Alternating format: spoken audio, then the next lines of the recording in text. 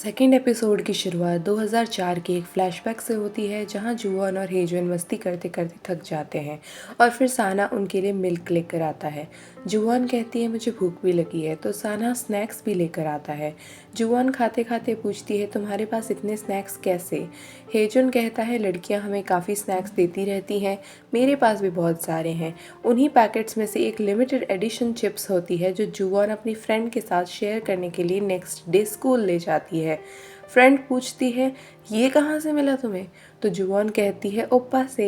लेकिन तभी एक लड़की आकर उस पर अटैक कर देती है कि तुम्हारे ओप्पा के लिए स्नैक खरीदने के लिए मैं कितनी दुकानें घूमी थी, अभी के अभी इसे थूको, ये तुम्हारे लिए नहीं है। जब जुवॉन 14 ईयर्स की हो गई थी तब भी लड़कियां उसे कॉरिडोर में रोकती रहती थी बिकॉज वो उसके ओप्पास को लाइक करती थी और उनके लिए लव लेटर्स वो जुवॉन के थ्रू ही भिजवाती हैं। जब साना और हेजुन वापस लेटर्स का रिप्लाई नहीं करती तो लड़कियां उनसे ही बुली करने लगती हैं कि शायद तुम खुद उन्हें लाइक करती हो इसीलिए कभी हमारे लेटर्स उनको देती ही नहीं होंगी। इस डाकिए वाली लाइफ से परेशान जुवॉन चाहती है कि साना, हेजुन और उसका सरनेम सेम हो जाए सो दैट लड़कियां उसे परेशान करना बंद कर दें। हेजुन कहता है कि तुम स्वीट और इनोसेंट सी लगती हो इसीलिए तुम्हें कोई भी परेशान करके चला जाता है, तुम्हें अपनी इमेज चेंज करनी होगी, थोड़ा रूड बनना पड़ेगा, तभी कोई पंगा नहीं ले पाएगा तुमसे। तभी साना कहता है फालतू पंगे लेने से अच्छा है जब कोई तंग करे तो टीचर को बता देना। हेजुन कहता है तुम चुप रहो पढ़ाकू, लड़ाई के टाइम टीचर को बुलाने का टाइम नहीं होता है। फिर जुवॉन को कहता है कि तुम्हें एकदम साइको की तरह बिहेव करना होगा, फिर सब दूर रहेंगी। जुवॉन को आइडिया पसंद आता है।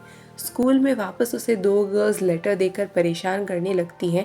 तभी उसे हेजुन की बात याद आती है और वो साइको मोड में आ जाती है।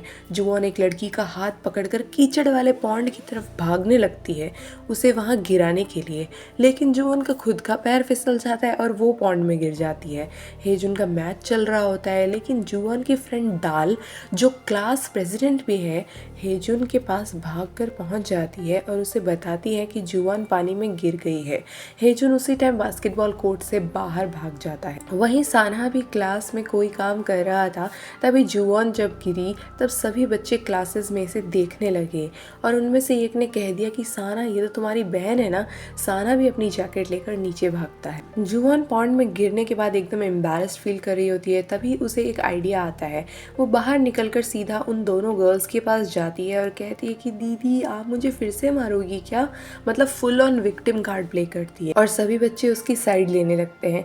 तभी हेजुन वहाँ आता है और जुवॉन की हेल्प करने के लिए अपना टॉप उतार देता है। नज़ारा देखने लायक होता है। तभी साना भी आ जाता है और अपना जैकेट जुवॉन को पहना देता है और पूछता है तुम्हें कहीं लगी तो नहीं। आसपास खड़ी लड़कियां ये सब देखकर जलने लगती हैं। साना को जुवॉन के हाथ पर चोट दिखाई देती है तो वो लड़कियों को गुस्से से देखता है और फिर हेजुन का कान पकड़ के कहता है कि और दो पंगे लेने के आइडिया जुवॉन को, और दोनों को वहाँ से ले जाता है। जुवॉन जाते जाते दाल को कहती है कि तुम्हारा शू खुल गया है। एक्चुअली दाल इतनी तेज भागी थी कि बेचारे को पता ही नहीं चला। इस इंसिडेंट के बाद दाल और जुवॉन बेस्ट फ्रेंड्स बन गए। स्कूल के बाहर खड़े जब दोनों बॉयज जुवॉन का वेट कर रहे होते हैं तब साना की नानी का कॉल आता है लेकिन वो इग्नोर करता है। फिर हेजुन साना से कहता है कि गुस्सा थूक दो, लेकिन साना नहीं मानता और उसे काफी डांटता है। फिर जुवॉन आती है, उसमें से कीचड़ की स्मेल अभी तक नहीं गई थी लेकिन वो खुश थी कि अब शायद लड़कियां उसे ज्यादा परेशान नहीं करेंगी क्योंकि उसने अपना स्टैंड लिया। फिर वो साना से पूछती है क्या तुम गुस्सा हो, तो वो कहता है मुझे तो बस तुम्हारी चिंता है। तब हेजुन कहता है अरे भाई डिस्क्रिमिनेशन क्यों कर रहा है, इसको भी डांटना, और तीनों घर के लिए निकल जाते हैं। बस में लोगों को स्मेल आने लगती है तो साना और हेजुन जुवॉन को कवर कर लेते हैं। फिर जब स्टॉप पर उतरते हैं तब बारिश हो रही होती है। साना कहता है मैं छाता खरीद कर लाता हूँ, तुम लोग यहीं रुको, लेकिन इतने में ही दोनों बारिश में भाग जाते हैं और साना को भी मजबूरी में उनके पीछे जाना पड़ता है। तीनों बारिश को एंजॉय करते करते अपने घर के पास की शॉप पर पहुंच जाते हैं। वो वहाँ थोड़ी देर रुकते हैं तभी कुछ नेबर्स वहाँ आते हैं। उनमें से एक उन पे दया खाते हुए कहती है कि बेचारे बच्चे कितने अनलकी हैं, ये तीनों की मॉम इनके साथ नहीं है। लेकिन जुआन उनकी बातों पे अपसेट होने की बजाय उनसे कहती है कि हम तीनों अनलकी नहीं हैं, हम तो बहुत स्पेशल हैं और हमें किसी की ज़रूरत नहीं क्योंकि हम तीनों एक फैमिली हैं। साना और हेजुन उसके इस जवाब से काफ़ी इम्प्रेस होते हैं। डिनर करते करते हुए जुआन एक बार फिर से उन्हें मनाने की कोशिश करती है कि अडॉप्शन के पेपर साइन कर लो। हम तीनों में से कभी किसी को कुछ हो गया तो हॉस्पिटल में एज अ गार्जियन कौन साइन करेगा, क्या रिलेशन बताएंगे हम। साना और हेजुन कहते हैं कि फालतू सिनेरियोज बनाना बंद करो, लेकिन जुआन कन्विंस करती रहती है। तभी साना को वापस उसकी नानी का कॉल आता है जो वो फिर से इग्नोर करता है, लेकिन नानी उसके डैड को कॉल कर देती है। वो रिसीव कर लेते हैं और ये देखकर साना उदास हो जाता है। साना कहता है मुझे भूख नहीं है और उठकर वापस अपने घर चला जाता है। जुआन और हेजुन समझ जाते हैं कि साना उदास है और दिखाना नहीं चाहता, तो वो दोनों उसका मूड सही करने के लिए उसके पास जाते हैं। जुआन टॉपिक चेंज करने के लिए कहती है कि साना तुम्हारे बाल महक कैसे रहे हैं, तुमने अपना शैम्पू चेंज कर लिया ना हमें बिना बताए। वो और हेजुन उसके वॉशरूम से उसका शैम्पू लेकर आते हैं और कहते हैं ओह माय गॉड, इतना एक्सपेंसिव शैम्पू हमें बिना बताए कब लिया तुमने। तो साना जुआन से कहता है तुमने ही तो कहा था एक पे एक फ्री मिल रहा है, तभी तो लिया था। जुआन कहती है ओ सॉरी, भूल गई थी। लेकिन साना समझ जाता है कि दोनों ये सब कुछ सिर्फ उसका मूड ठीक करने के लिए कर रहे हैं, इसीलिए वो उन्हें रूम से भगा देता है और जाते जाते उनसे कहता है डोंट वरी, अब मैं एकदम ठीक हूँ। वो दोनों जब नीचे आ रहे होते हैं तब हेजुन अपसेट होकर जुआन से कहता है कि तुम हमेशा सिर्फ साना को ही ओप्पा कहती हो, मुझे ओप्पा क्यों नहीं कहती, क्या मैं तुम्हारा भाई नहीं हूँ।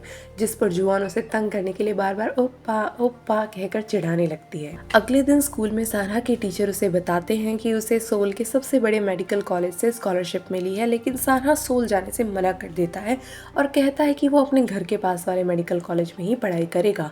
टीचर उसे समझाने की बहुत कोशिश करता है लेकिन वो नहीं मानता। साना और टीचर की बातें साना की क्लासमेट वीजू सुन लेती है और जब वो स्टाफ रूम से बाहर निकलता है तब उससे कहती है कि मुझसे म्यूजिक रूम में मिलो, मुझे तुमसे कुछ इंपॉर्टेंट बात करनी है। जब साना उसके पीछे म्यूजिक रूम में जा रहा होता है तब जुआन उन दोनों को पीछे से देख लेती है और साना को आवाज लगा ही रही होती है, तभी उसकी फ्रेंड थाल उसे रोक लेती है। जुआन कंफ्यूज हो जाती है, तब थाल उसे कहती है कि तुम्हें नहीं पता क्या साना और वीजू डेट कर रहे हैं, ये बात तो हमारी पूरी क्लास को पता है।